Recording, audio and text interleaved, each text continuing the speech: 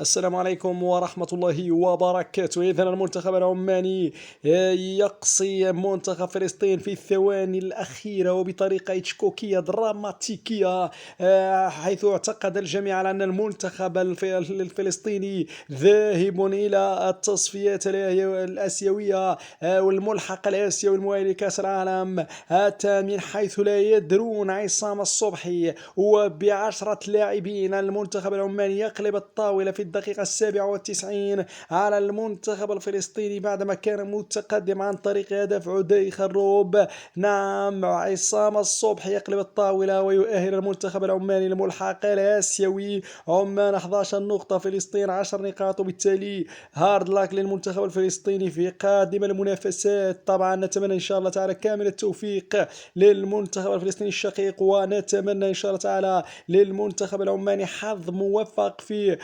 طبعا الإقصائيات الآسيوية لما لا أو لكأس العالم إن شاء الله، وبالتالي كامل التوفيق للمنتخب العماني.